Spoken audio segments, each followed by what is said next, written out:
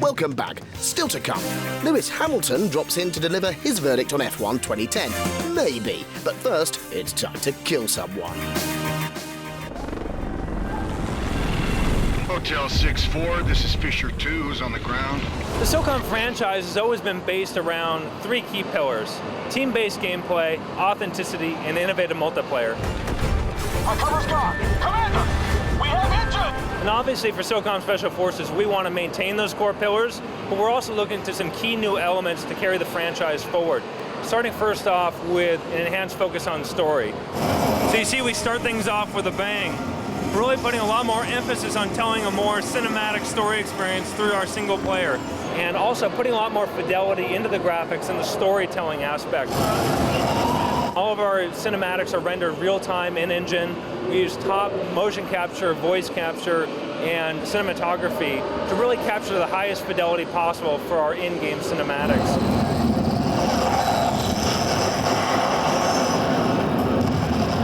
We also have new AI behaviors. Starting first with the enemies. All of our enemy forces behave as real squads would. A lot of games these days have enemies who are always scripted, doing the same thing over and over again. You can almost predict it. Each playthrough is the same.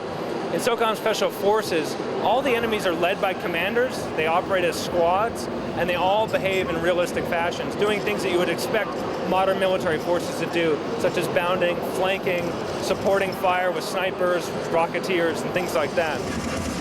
Again, notice how effectively the enemies are using cover, and again, using their tactics, throwing grenades, bounding up on our position. The player also has control over AI teammates. That's a big key element of SOCOM, is the fact that you are in control of your team. So it's not a game just about moving and shooting, but it's about being a leader. It's about commanding troops from the front lines. So you see the enemies down there?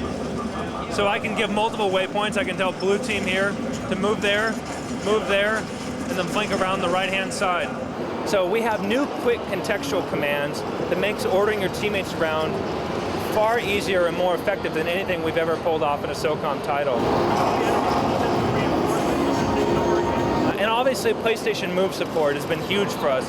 SOCOM Special Forces started with the DualShock in mind, but once we got our hands on the PlayStation Move prototype, we thought that that would be an outstanding alternative method to play the game.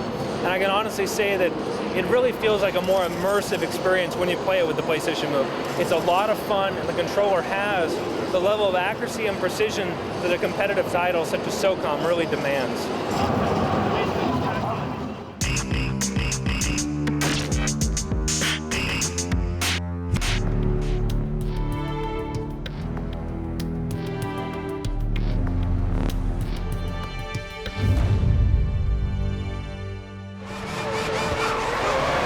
Whether you're a hardcore racing fan or a more casual speedster, you'll want an exciting racing experience.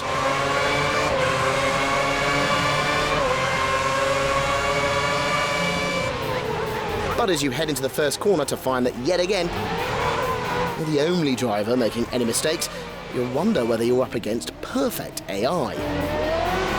Whether this is the Stepford Wives of driving games.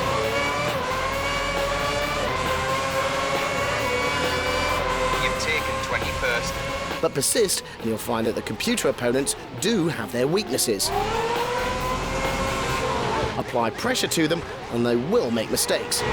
Come on, we can outbrake this guy easily. And then there are the choreographed incidents.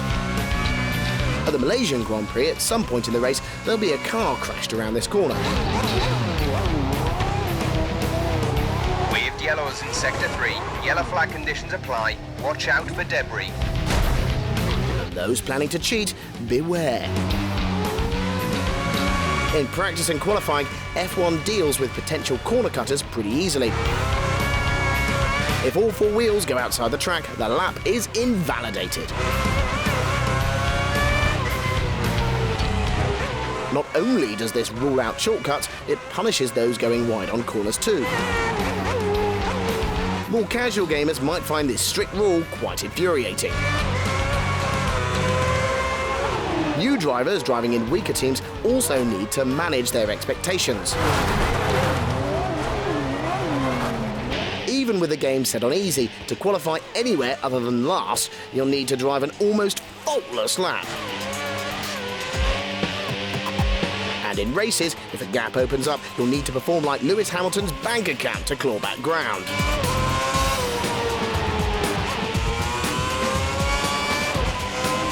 But like anything that's tough, when you finally begin to get somewhere, it's incredibly rewarding.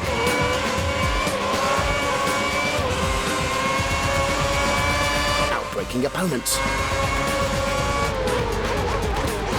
Pushing them off their racing line. Gradually carving your way up the field. Ignoring the boring race engineer. Careful when you overtake. The last thing we need is for you to damage the car. We could do all of these things on the wide, gentle corners of the Malaysian circuit, but Monaco, that was a different matter. OK, verdict time. First off, some disappointments. There's no split screen, no two-player co-op campaign, and only 12-player online races. Drivers don't switch teams mid-season, and there's no podiums. Park safely, it's over, mate. But on the plus side, the combination of a brilliant dynamic weather system, choreographed events within races, The crash in Sector 3 has been cleared. qualifying sessions and real races, and sophisticated driver AI make this an incredibly varied driving experience. And the new media handling system? Well, it's not full-on team management, but it deepens the campaign experience enormously. Codemasters might not thank us for saying it this way, but this is the best F1 simulation ever. 9 out of 10. Don't buy it if you haven't got a steering wheel or plenty of dedication.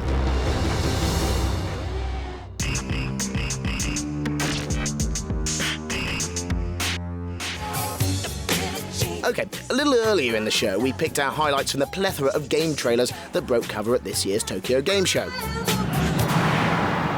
In 5th place in our chart, the reboot of Devil May Cry impressed us with its violent chic, even if Dante now looks like Matt Damon.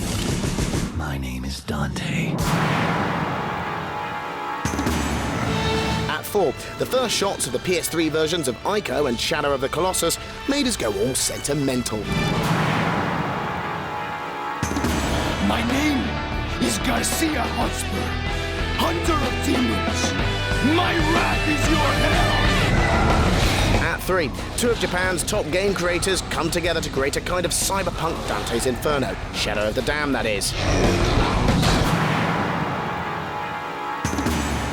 And at 2, not strictly a trailer, it was that demo of Metal Gear Solid Rising. Watermelons everywhere. Be afraid. Be very afraid.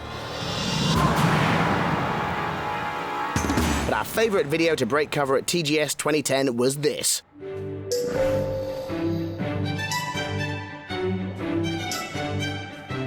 Little player climbs on big creature. Where have we seen that before? Shadow of the Colossus, perhaps? Yeah, same creator. The Last Guardian will follow a young boy as he befriends an enslaved griffin. Now, is it just us, or does this griffin bear an uncanny resemblance to a dog? With feathers.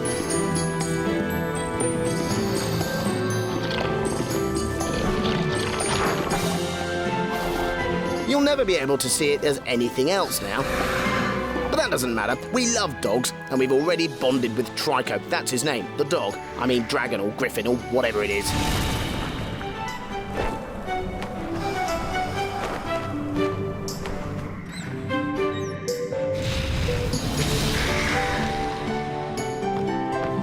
Expect to care for your bird. To be elated when you escape together. And then to cry when one of you dies. Oh, come on, you know it's going to happen. And on that happy note, ta-ra!